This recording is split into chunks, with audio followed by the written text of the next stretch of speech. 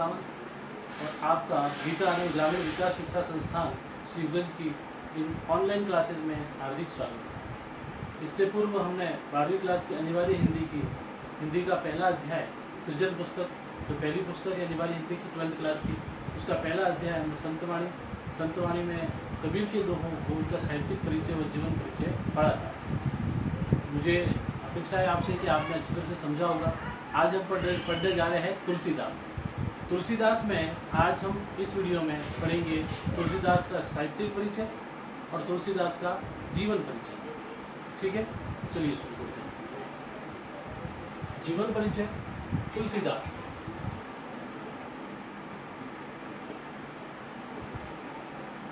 तुलसीदास का जीवन परिचय।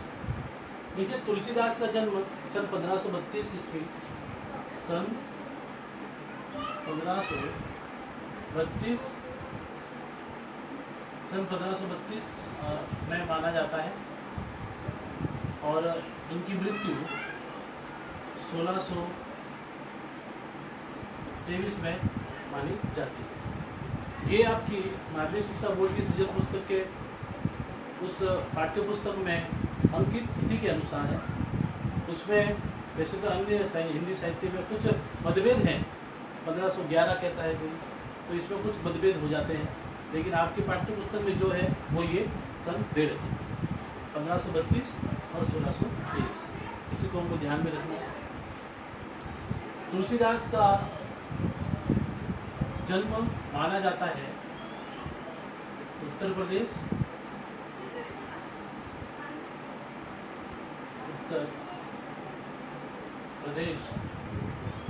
के बांदा जिले के राजापुर गांव, उत्तर प्रदेश के बांदा जिले के राजापुर गांव में इनका जन्म माना जाता है। ये अभुक्त मुहूर्त में जन्मे थे। अभुक्त मूल नक्षत्र में इनका जन्म हुआ। अभुक्त मूल नक्षत्र, अभुक्त का अर्थ है जो पहले सुना नहीं गया हो, जो पहले भुगता नहीं गया हो, अर्थात जो पहले कभी ऐसा समय नहीं देखा हो, ऐसा नक्षत्र न देखा हो, ऐसे नक्षत्र में इनका जन्म हुआ।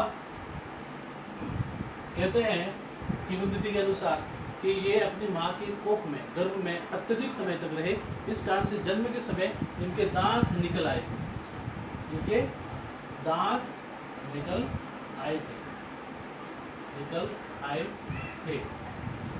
जन्म के समय। अब ये वास्तविक है किंवदंती, लेकिन कहा गया, इसलिए जब इनका जन्म हुआ तो दांत निकल आए। तो इनके पिता जो आत्माराम दुबे थे, आत्माराम दुबे व माता तुलसी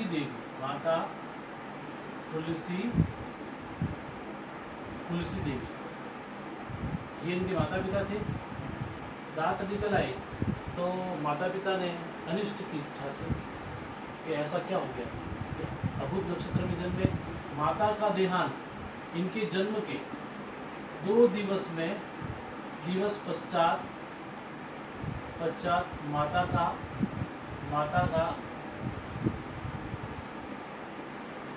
देहांत हो गया। उसके पश्चात पिता ने अनिष्ट के डर से, अनिष्ट की आशंका से तुलसीदास को चुनिया नाम की दासी को पालन पोषण के लिए सौंप दिया और वे विरक्त हो गए, चले गए, और उसके पिता विरक्त हो गए। अब तुलसीदास जब 5.5 वर्ष के हुए तब चुनिया की मृत्यु हो गई, और चुनिया की मृत्यु होने के बाद इन्होंने कष्टप्राय जीवन जिया, एक अनाथ का जीवन, अनाथ का वह दुख भरा जीवन जीवन ये जिन्हें करीब। कहते हैं कि जब इनका जन्म हुआ तो इनके मुख से सबसे पहले राम शब्द निकला। कौन सा शब्द? राम शब्द निकला। इस कारण से इनका बचपन का नाम राम मोला पड़ गया।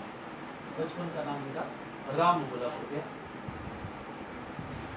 ये इधर से इधर घूमते, अपने पदों को सुनाते, गायन करते, पदों का गायन। तब गुरु नरहरयानंद गुरु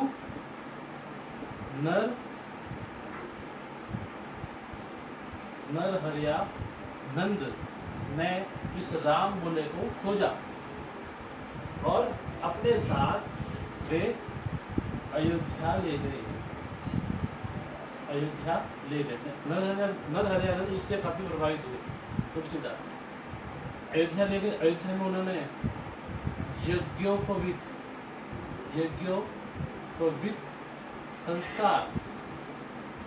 संस्कार किया और नरहरयानंद ने इसका नाम तुलसी राम रखा। दास नहीं, तुलसी राम रखा। अब तुलसीदास कब बनते हैं हम आगे बताते हैं। तुलसी राम रखा और वहाँ पर जब ये यज्ञोपवीत संस्कार हो रहा था उस समय तुलसीदास ने प्रथम बार में ही गायत्री मंत्र के श्लोकों का स्पष्ट और लय में उच्चारण किया। उसको देखकर गायत्री मंत्र का उच्चारण उन्होंने यज्ञोपवीत में किया। नरहरयानंद इनसे प्रसन्न हुए और नरहरयानंद ने इनको अपना शिष्य बना दिया। वे काफी प्रखर बुद्धि के थे। तुलसीराम प्रखर बुद्धि के थे। प्रखर बुद्धि, श्रेष्ठ बुद्धि। जब नरहरयानंद या अपने गुरु के द्वारा कुछ पदों का गायन होता था वे एक बार में ही श्रवण करके, एक बार में ही सुनकर वे आत्मसात कर लेते, उनको कंठस्थ हो जाते। तो प्रखर बुद्धि तो थी इनकी। उसके बाद इनका विवाह, वैवाहिक जीवन, विवाह पास के गांव में एक सुंदर कन्या रत्नावली से हुआ। रत्नावली से विवाह तो हुआ लेकिन इनका गौना नहीं हुआ।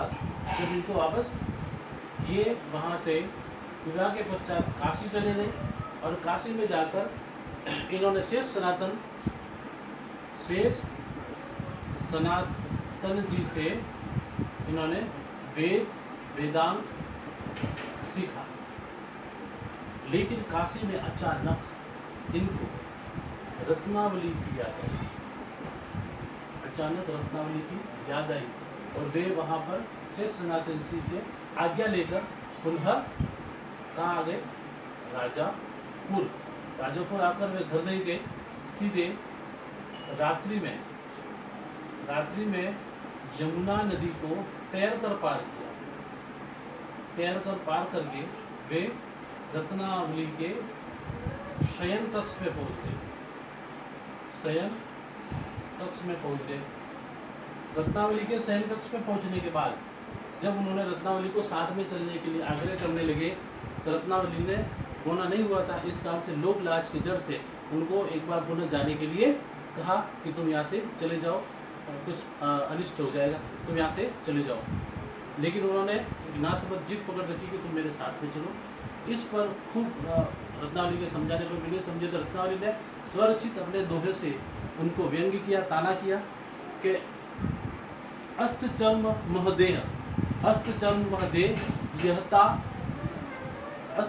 महदेह यहता सो ऐसी प्रीति देखो जो होती राम से तो काटे भवभीति।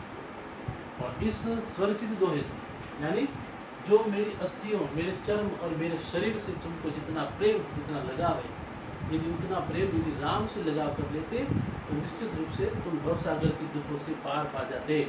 ऐसा रत्नावली ने उनको कहा। तो वे वहाँ रत्नावली को छोड़कर, रत्नावली को उन्होंने छोड़ दिया और तब वे तुलसी राम से तुलसीदास बन गए, तुलसीदास बन गए और पुनः राजापुर आ गए। राजापुर आने के बाद जब आए तो उनके पिता की मृत्यु हो गई। पिता की मृत्यु का श्राद्ध किया और श्राद्ध करने के बाद वे राम स्तुति करने लगे। राम स्तुति करने लगे। राम स्तुति करने के बाद राम स्तुति करते रहे। उसके बाद धीरे धीरे उन्होंने राम भक्ति करना प्रारंभ कर लिया और उन्होंने रामचरितमानस, इनका जो श्रेष्ठ रचना है रामचरितमानस, वो लिखा। रामचरितमानस को लिखने में 2 वर्ष 7 माह और 26 दिवस, 2 वर्ष 7 माह और 26 दिन इनको लगे। उसके बाद उन्होंने खूब रचना की। उसके बाद वे काशी में अंतिम समय में काशी में उन्होंने अंतिम जो लिखी थी वह विनय पत्रिका लिखी। क्या लिखी? विनय पत्रिका। भगवान श्री राम के चरणों में उसको समर्पित कर दिया। उसके बाद उन्होंने अंतिम लिखी विनय पत्रिका, जो भगवान श्री राम को समर्पित कर दिया। अंतिम कृति थी इनकी विनय पत्रिका, याद रखना, विनय पत्रिका इनकी अंतिम कृति थी। और वे 80 घाट पर भगवान राम की स्तुति करते रहे और अंत में 1623 में इनकी वहाँ मृत्यु हो गई। इस तरह से यह इनका संक्षिप्त जीवन शॉर्ट रूप में मैंने समझा दिया। इनके द्वारा कृतियाँ खूब सारी लिखी गई है, लेकिन उनमें श्रेष्ठ जो प्रसिद्ध कृति है वह है रामचरितमानस। रामचरितमानस का इन्होंने जो लिखा है वह अद्भुत है। इन्होंने ब्रज भाषा, साहित्यिक परिचय में इनकी ब्रज भाषा और अवधी भाषा को इन्होंने बड़ी मान्यता दी है। राम के अनन्य भक्त कहलाने वाले तुलसीदास ने इनकी भक्ति के लिए राम लला नहचू, वैराग्य संदीपनी, रामाज्ञा प्रश्न, जानकी मंगल, रामचरितमानस, सतसई, पार्वती मंगल, गीतावली, विनय पत्रिका, दोहावली, बरवे रामायण दोहा, उसके बाद कवितावली और हनुमान चालीसा इन्होंने लिखी। तो इतने प्रखर बुद्धि वाले श्रेष्ठ कवि तुलसीदास का सानी कोई नहीं है। तो इस तरह से जो मैंने आपको इनकी कृतियाँ बताई हैं और उसके अलावा आपकी जो पाठ्यक्रम में इनके द्वारा जो दोहे दे रखे हैं उनमें भी उन्होंने संदेश दिया है कि असंगति कैसी करनी चाहिए। हमें हमेशा जीवन में, हमें जो व्यक्ति होता है जीवन में हमेशा ग्रहग्रस्त के जीवन में डूबा रहता है, तो वो कभी राम की आज्ञा या राम का आशीर्वाद प्राप्त नहीं कर सकता। ऐसे संदेश उन्होंने दिए हैं। तो हमको अच्छी तरह से समझना है, अच्छी तरह से पढ़ना है। जितना ज़्यादा पढ़ोगे उतना ज़्यादा विस्तृत समझ में आएगा, और जितना समझ में आएगा उतना ज़्यादा संचय होगा, और ज़्यादा संचय होगा तो ज़्यादा लिख पाओगे। ठीक है, ये था संक्षिप्त जीवन परिचय और साहित्यिक परिचय। नेक्स्ट वीडियो में हम मिलते हैं तुलसीदास जी की दोहों। तब तक के लिए धन्यवाद। खुश रहें, घर पर रहें, अपना ख्याल रखें। Thank you.